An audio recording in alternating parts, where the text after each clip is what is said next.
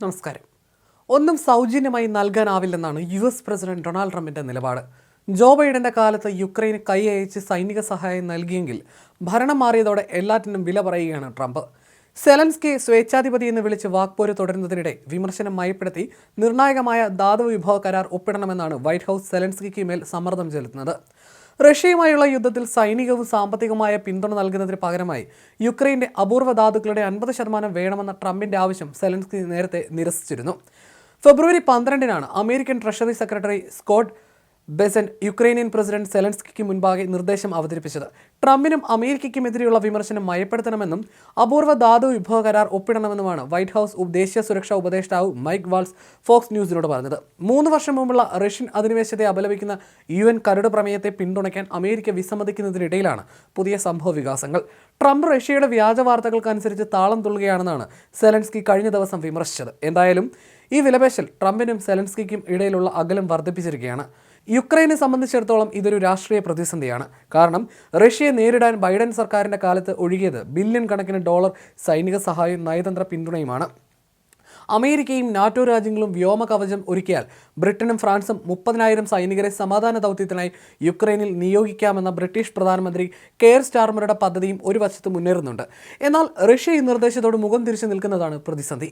Zelensky തിരഞ്ഞെടുപ്പിനെ നേരിടാതെ അധികാരത്തിലെത്തിയ ഏകാധിപതിയാണെന്നാണ് Trump മയാമിയിൽ വെച്ച് വിമർശിച്ചത്.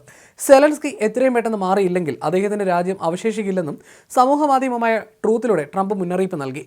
സെലൻസ്കി യുക്രൈനിൽ തിരഞ്ഞെടുപ്പ് നടത്താതെ ഭരണം തുടരുകയാണ്. ജോ ബൈഡനെ തെറ്റിദ്ധരിപ്പിക്കുന്നതിൽ മാത്രമാണ് സെലൻസ്കി മിടുക്ക് കാണിച്ചത്. എന്നാൽ റഷ്യയുമായുള്ള യുദ്ധം അവസാനിപ്പിക്കാനുള്ള ശ്രമങ്ങളാണ് ഇപ്പോൾ നടക്കുന്നത്. ട്രംപിന് മാത്രമേ അത് സാധിക്കൂ എന്ന് എല്ലാവരും അംഗീകരിക്കുന്നുണ്ടെന്ന് ട്രംപ് പറഞ്ഞു.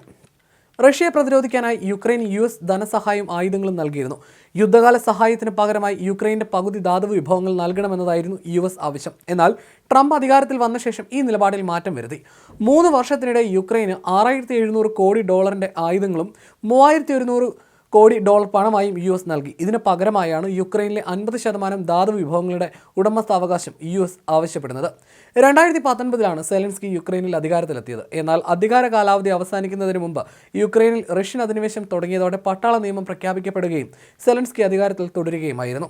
സെലൻസ്കി യുക്രൈനിൽ തെരഞ്ഞെടുപ്പ് നടത്തുന്നില്ല. ബൈഡനെ തെറ്റിദ്ധരിപ്പിക്കുന്നതിൽ മാത്രമാണ് അയാൾ മിടുക്ക് കാണിച്ചത്.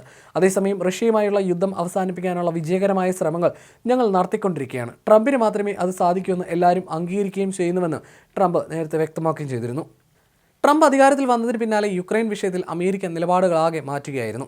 അതിൻ്റെ തുടർച്ചയായിരുന്നു ട്രംപിൻ്റെ വിമർശനവും. യുദ്ധത്തിന് ഉത്തരവാദി യുക്രൈൻ ആണെന്നും ട്രംപ് നേരത്തെ അഭിപ്രായപ്പെട്ടിരുന്നു. മാത്രമല്ല സെലൻസ്കിക്ക് ജനപ്രീതി ഇല്ലെന്നും വെറും 4% ആളുകളുടെ പിന്തുണ മാത്രമാണ് ഉള്ളതെന്നും ട്രംപ് വിമർശിച്ചിരുന്നു. ഇതിന് പിന്നാലെ റഷ്യ പടച്ചുവിടുന്ന വ്യാജ പ്രചാരണങ്ങളുടെ ലോകത്താണ് ട്രംപ് ജീവിക്കുന്നതെന്ന് സെലൻസ്കി തിരിച്ചടിച്ചു. ഇരു നേതാക്കളും തമ്മിലുള്ള അഭിപ്രായ വ്യത്യാസവും കൂടി. അമേരിക്ക പതിയെ റഷ്യയുമായി അടുക്കുകയാണ്. 2022 ഫെബ്രുവരി 24 റഷ്യ അധിനിവേശം ആരംഭിച്ചത് മുതൽ യുക്രൈൻ സർവ്വ പിന്തുണയുമായി നിലകൊണ്ട രാജ്യമാണ് US. റഷ്യയെ ആഗോളതലത്തിൽ നയതന്ത്രപരമായും സാമ്പത്തികമായും ഒറ്റപ്പെടുത്താൻ മുൻപന്തിയിൽ നിന്നത് ബൈഡൻ സർക്കാരായിരുന്നു.